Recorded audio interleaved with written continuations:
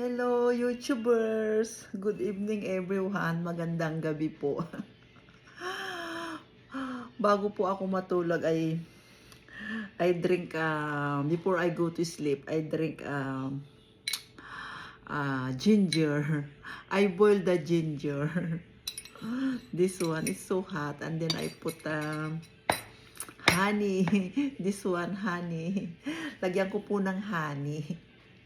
Honey, lagyan ko ng honey ito. Para ano, ayan. Lagyan ko po ng honey.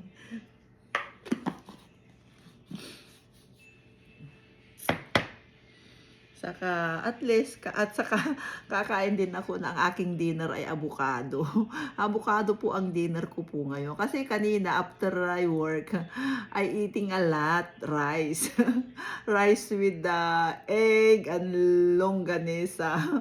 Do you know the longganisa is Filipino? It's like a sausage. It's called in Filipino is pork longganisa. So I am still full, so I am eating avocado. Kaya ngayon, kakain po ako ngayon ng avocado bago po ako matulog. O kaya kakain din pa ako ng dates ito. Masarap itong dates kasi pag yung mayroong edad na kayo, pag may edad na po kayo, ito yung mga kinakain po yung mga minipus na, yung mga nagkakaedad na po, nakagaya ko na grandma. One day, one dates, it's a good health. This one po. Para yung mga natin, mga wrinkles natin ay mabababa na. Kasi nakakapagpabata raw itong dates. Ewan ko lang kung totoo. Pero siguro totoo. Kaya subukan lang po natin. Wala namang masama. Kumain po tayo ng isang araw ng isang pirasong dates para yung natin skin natin daw ay hindi mangungulubot. So kainom tayo ng ginger with honey. Ito. Mainit. It's hot.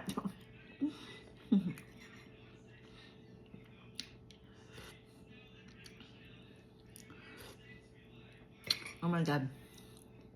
It's good, huh? Oh, maybe I put inside the tea and in the ginger. I boiled the ginger right here. Maybe it's better I put there. And then I eat the avocado.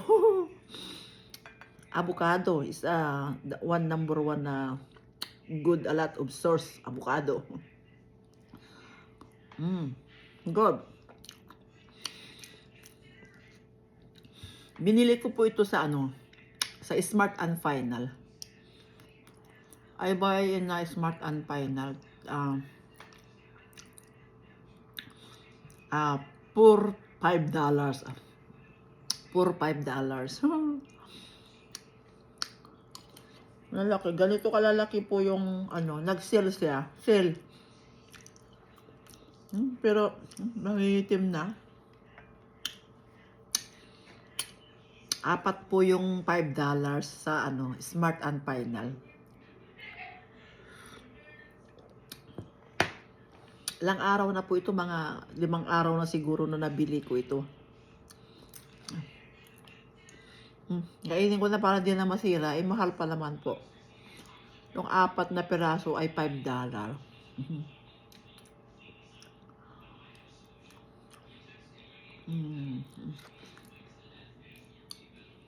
Ewan ko yung itim-itim.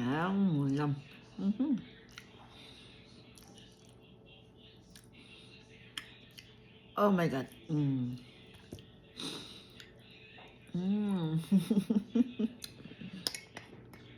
Saka inom po tayo ng ginger.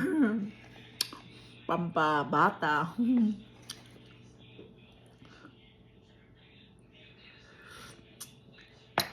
Masarap.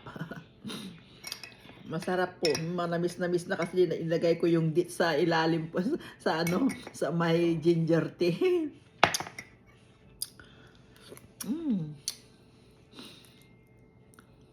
Ayan.